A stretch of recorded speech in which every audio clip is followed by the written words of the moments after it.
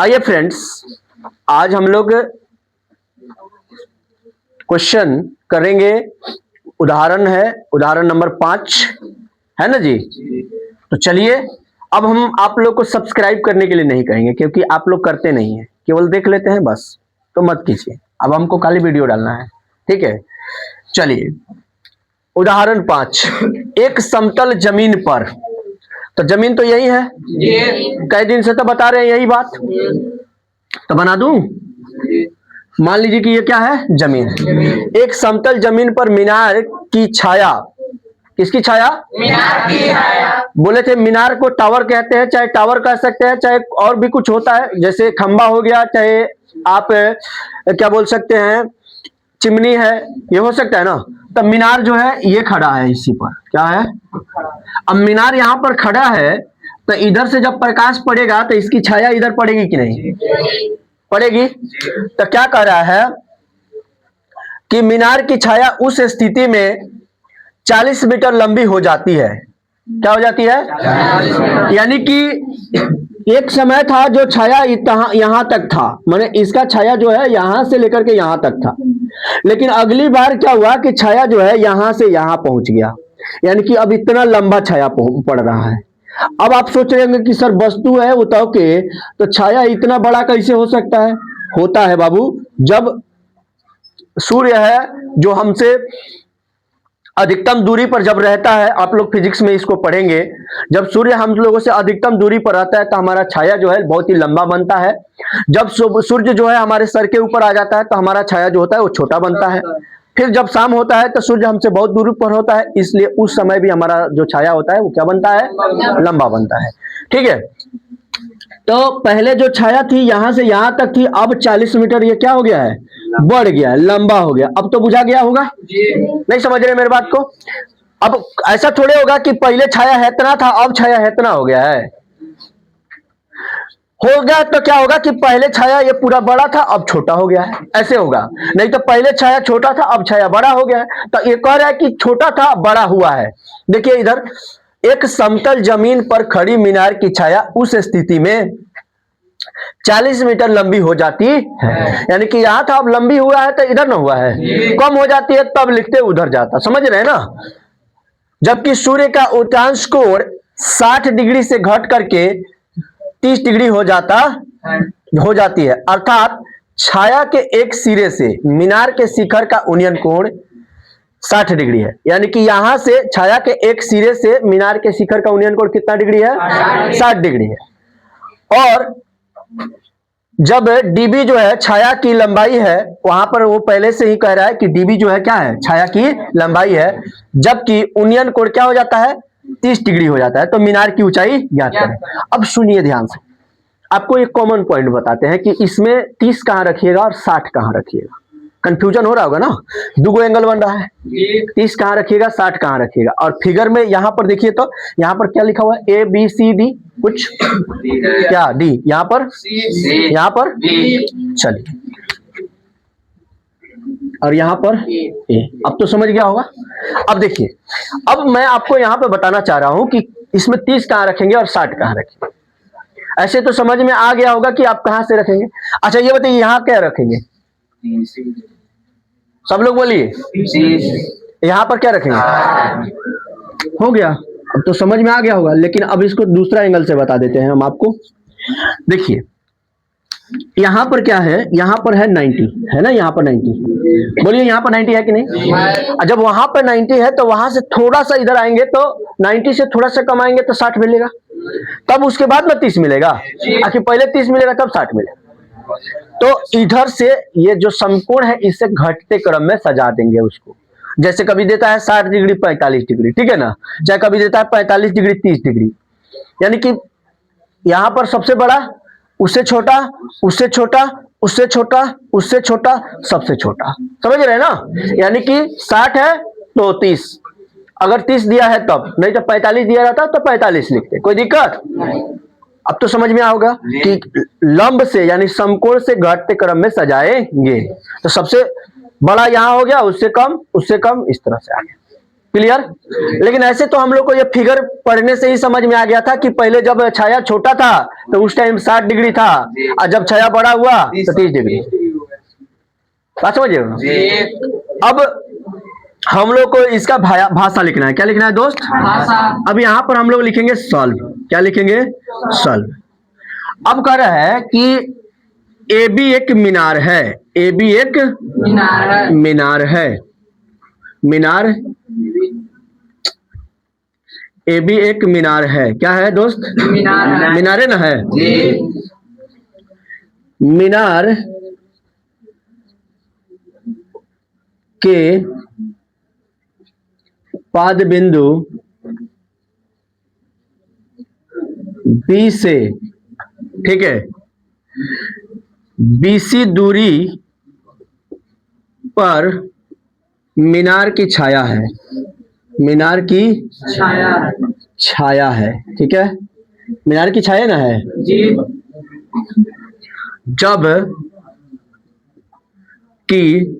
जबकि छाया और मीनार के शिखर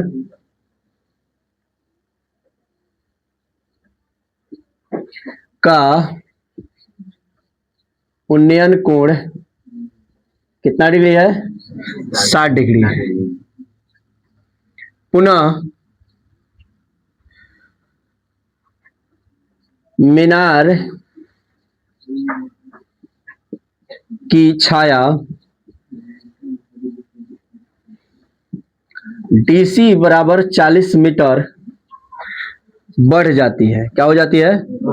बढ़ जाती है। हाँ, बढ़ जाती है। अरे यहाँ 40 मीटर नहीं बढ़ जाती। जब छाया और मीनार के शिखर का उन्नयन कोण क्या हो जाता है? 30 डिग्री हो जाता। भाषा हो गया। बस इसी में समय लगेगा, आपको टेंशन नहीं लेना है। अब देखिएगा, अब हमको ये लंब और आधार निकालना है, ठीक है ना। तो लंब और आधार के लिए हमारा फॉर्मूला क्या होता है दोस्तों? तो सबसे पहले हम लोग लिखेंगे अब त्रिभुज किसमें? ए बी सी में। ए बी सी में क्या लिखेंगे मेरे दोस्त? tan थीटा बराबर, क्या लिखेंगे दोस्त? तो लंब बटा क्या होता है दोस्त? आधार, ए बी बटा बी सी। तो tan क्या लिखेंगे दोस्त? 60 डिग्री लिखेंगे कि नहीं? फिर ए बी बटा में क्या लिखेंगे? B C. क्या लिखेंगे? tan 60 का मान क्या होता है? √3/1। और यहाँ पर लिखेंगे ए बी बटा क्या लिखेंगे? B C. अब तिरछा तिरछी ये नहीं दिख रहा है। अब यहाँ पर देखिए, अब तिरछा तिरछी गुणा करेंगे तो हमको ए बी बराबर में क्या मिल जाएगा? √3BC मिल जाएगा। बोलिए यस या नो। इसके इसी तरह से छोड़ देंगे। क्या कर देंगे? अब यहाँ लिखेंगे पुनः, क्या लिखेंगे? पुनः त्रिभुज ए बी डी में। ए बी डी में बहुत सारे बच्चे कहेंगे कि सर नहीं, अब ए सी डी में निकालिए। मैंने कहा कि लंब कहाँ है? लंब और आधार तो चाहिए ही हमको, तो इसलिए अब की बार क्या लेंगे? बड़ा वाला। क्या लेंगे दोस्त? बड़ा वाला। तो बड़ा वाला क्या है? A B D. A B D. फिर लिखेंगे कच्ची tan थीटा बराबर, क्या लिखेंगे? tan theta. तो लंब हमारा क्या हो जाएगा? A B. आधार हमारा क्या हो जाएगा? B D. B D. B D. समझ रहे हो ना? कुछ भी मत बोलो। अब tan थीटा यानी कि tan क्या लिखेंगे? 30 डिग्री। ए बी का वैल्यू कितना है? तो देखिए यहाँ पर ए बी का वैल्यू निकला है √3BC। निकला हुआ है कि नहीं? अच्छा, बी डी का वैल्यू कितना है? देखिए मैंने कहा कि 40 और प्लस BC निकला हुआ है। बोलो यस या नो। दिखाई दे रहा है? ये 40 प्लस BC नहीं दिखाई दे रहा है। चलिए यहां पर लिखते हैं। ये देखिए यहां पर हो गया tan कितना डिग्री? 30 डिग्री। और ए बी के लिए क्या निकला हुआ है? देखिएगा √3 और BC निकला हुआ है। और फिर यहाँ पर देखिएगा बीडी के लिए क्या निकल रहा है हमारे पास 40 प्लस BC, देख रहे हैं यहाँ पर है दो टुकड़ा है तो दो टुकड़ा लिख दिया है। क्लियर है? यहाँ तक कोई डाउट है? खाली आप लोग मुड़ी हिलाते हैं। इसका वैल्यू कितना हो गया 1/√3। 33 का मान 1/√3 होता है ना। यहाँ पर √3 हो गया और यहाँ पर BC हो गया, ठीक है ना। यहाँ पर 40 हो गया और यहाँ पर क्या हो गया BC। अब तिरछा तिरछी हम लोग को क्या करना है, गुणा करना है। तो 40 अब प्लस में क्या बन जाएगा BC बन जाएगा ना। और √3 में √3 से गुणा करेंगे तो मान हो जाएगा 3, यानी √9 का मान क्या हो जाता है 3 और यहाँ पर क्या हो जाएगा BC। अब ध्यान से देखिए आगे, यहाँ पर लिखा हुआ है 40 तो 40 रख देंगे, ठीक है ना। यहाँ पर लिखा हुआ है 3BC तो 3BC लिख देंगे और यहाँ पर लिखेंगे इधर माइनस में BC, हो जाएगा ना। ये इधर चला गया। अब देखिए 40 हो गया, यहाँ पर क्या हो जाएगा 2BC, इसको काटेंगे तो ये क्या आ जाएगा 20, यानी कि BC बराबर में कितना आ गया 20। देखिए तो यहाँ से यहाँ तक कितना निकल गया, यानी कि जो पहले छाया की लंबाई थी वो कितना थी 20। अब सॉरी अतः मीनार की ऊंचाई बराबर, अब देखिए मीनार की ऊंचाई अभी यहाँ पर हम लोग निकाले हैं AB, मीनार की ऊंचाई बराबर AB, बोलिए यस या नो। और AB बराबर में क्या निकला हुआ है हमारा √3BC, यस या नो। अब मैंने कहा कि यहाँ पर √3BC जब आप लिख रहे हैं तो AB बराबर आप लिख सकते हैं, अब BC का है 20, इसका हो जाएगा √3, क्या हो जाएगा √3। देखिए इतना ही आपका आंसर हो जाएगा, मिला सकते हैं आप, मिला लीजिए भाई सही होगा, बस आप इतना टेंशन काहे लेते हैं। आइए दोस्त अगला क्वेश्चन देखते हैं।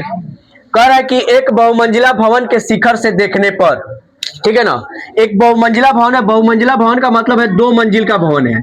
इसका मतलब है कि ऐसे एगो भवन है,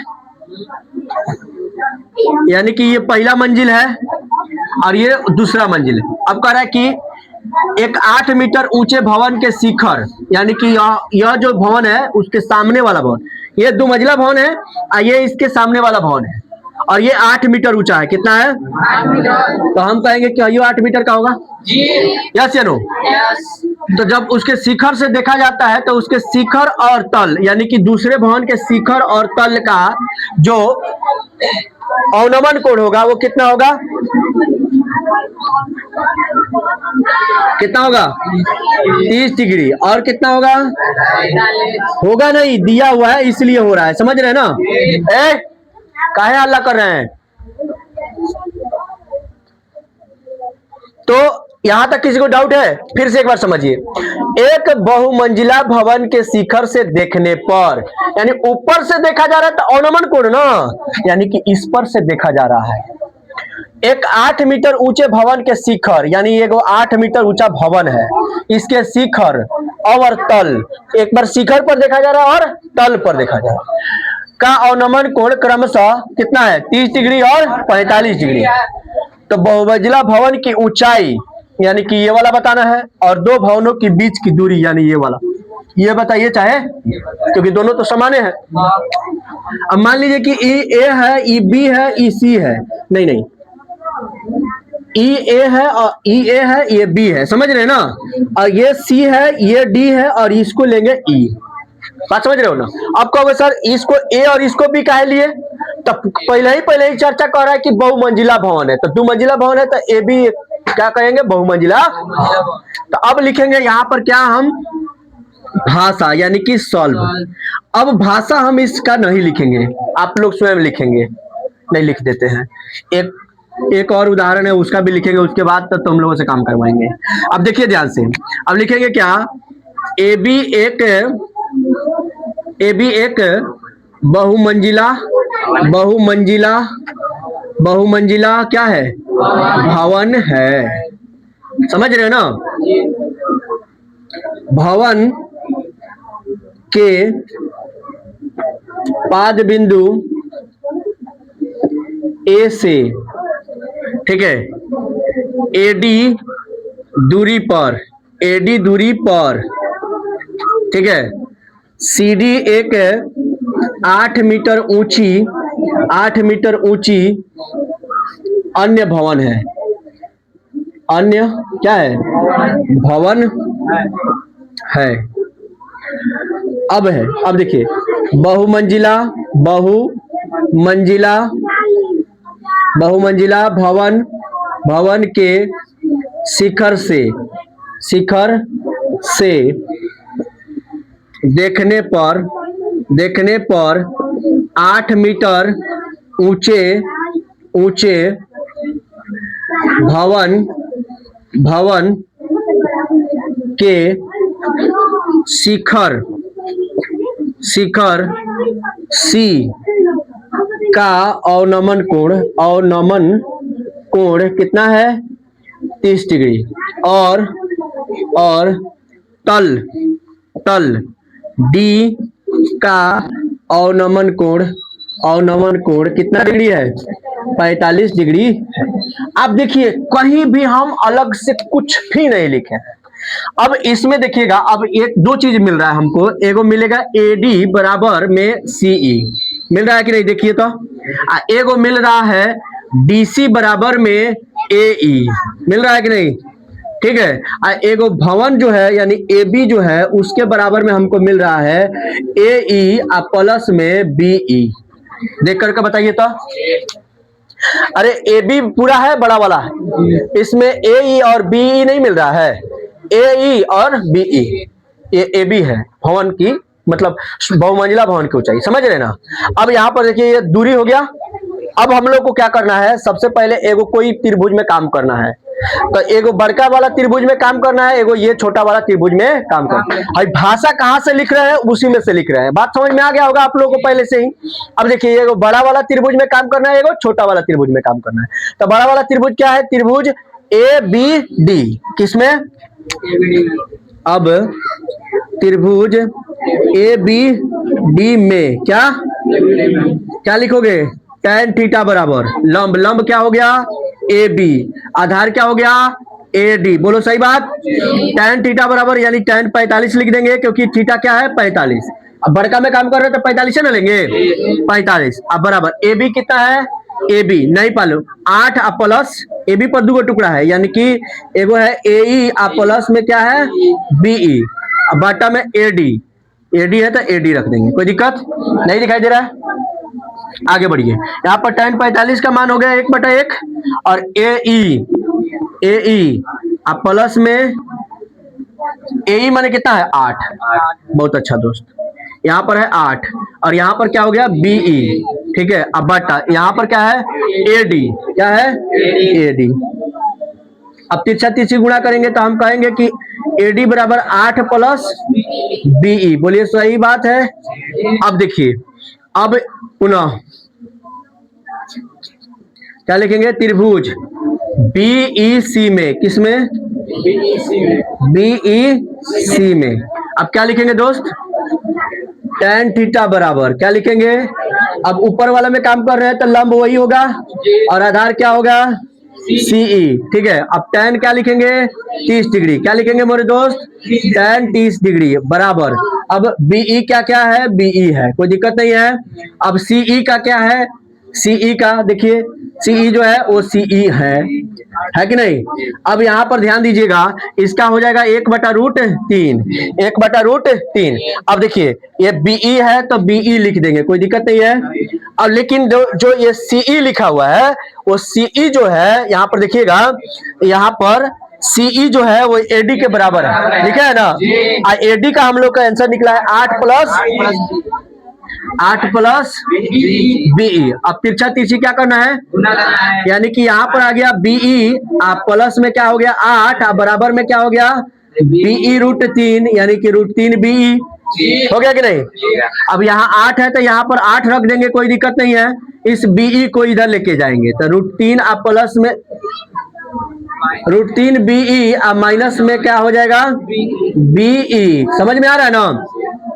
8 है तो 8 रखेंगे, ये दोनों जगह पर बीई है तो बीई कॉमन हो जाएगा, बच गया √3 और माइनस में 1, क्या बच गया √3 - 1। अब यहाँ पर देखिएगा, यहाँ पर जो है ये गुणा है तो यहाँ कहाँ आएगा बाटा में, यानी कि √3 माइनस में 1, अब बराबर में क्या आ जाएगा बीई। अब इसका हम लोग को करना है परिमेयकरण, कैमरा थोड़ा सा इधर कीजिए, कैमरामैन कैमरा खिसकाइए, समझ रहे हैं ना। अब यहाँ पर देखिएगा 8 बटा में √3 - 1 लिखा हुआ है। अब इसका परिमेयकरण करेंगे तो √3 + 1 बटा √3 + 1, ठीक है। अब इसको जब गुणा करेंगे तो यहाँ पर ऐसे बन जाएगा, बोलिए यस या नो, बन जाएगा ना। अब यहाँ पर √3 a - b × a + b हो गया, तो इसका क्या होता है a² - b², यानी √3 का स्क्वायर माइनस 1 का स्क्वायर। फिर यहाँ पर 8 × √3 प्लस में क्या हो जाएगा 1, अब बटा में क्या हो जाएगा 3 - 1, 3 - 1। अब यहाँ पर देखिएगा 8 × √3 + 1, अब बटा में क्या हो जाएगा 2, इसको काट देंगे तो कितना आ जाएगा 4, यानी कि 4 × √3 अब प्लस में क्या हो गया 1। ये किसका हो गया। अब देखिए ये आंसर आया है किसका, बीई का, किसका, यानी कि इसका, समझ रहे हैं ना। अब कह रहा है कि बहुमंजिला भवन की ऊंचाई और दो भवनों के बीच की दूरी भी बताना है। तो दो भवनों के बीच की दूरी कितना है, बोलिए। अरे हृदय नहीं है, एडी, एडी नहीं है, तो 8 प्लस क्या हो जाएगा। अब देखिए यहां पर देखिएगा दो भवनों की बीच की दूरी, यही ना जी, दो भवनों की बीच की दूरी। तो दो भवनों की बीच की दूरी क्या है मेरे दोस्त, ध्यान दीजिएगा, वो है एडी, है ना एडी। अब एडी बराबर हमारा आंसर निकला है 8 + बीई, 8 + बीई। तो आप एडी लिख दिए, अब 8 लिख दिए, और बीई का हम लोग का आंसर यहाँ पर निकला हुआ है, कितना निकला हुआ है 4 × √3 + 1। अब इसको देखिए एडी बराबर हम क्या लिख सकते हैं 8 + 4 √3 प्लस में क्या लिखेंगे 4। तो एडी बराबर क्या हो जाएगा 4 और 8 कितना हो जाएगा 12 + 4 √3। अब फिर इसमें से कॉमन ले लेंगे हम लोग, तो यहाँ से दोनों जगह से क्या कॉमन हो जाएगा 4, और यहाँ पर क्या बच गया, यहाँ पर बच गया 3 और यहाँ पर बच गया √3। अब देखिए ये दो भवनों के बीच की दूरी हो गया। अब हम कहेंगे कि बहुमंजिला भवन की ऊंचाई बताइए, बहुमंजिला भवन की ऊंचाई बताइए, ऊंचाई क्या बताइए ऊंचाई। तो मैंने आपको पहले ही बताया था कि जब 45 होता है तो ये वाला इसके बराबर होता है ना, ये वाला किसके बराबर होता है, इसके बराबर होता है। अब समझिए इसके बराबर होता है, यानी कि जितना इसकी ऊंचाई है, मतलब जितना इसकी लंबाई है वही इतना इसकी लंबाई होगा। तो अभी एडी बराबर हम लोग क्या निकाले हैं, हो गया, तो लिख सकते हैं हम लोग, यानी कि इसकी भी ऊंचाई कितना होगी 4 × √3 अब प्लस में 3 + √3, यही होगा ना, कोई दिक्कत, देख लीजिए, मिला लीजिए।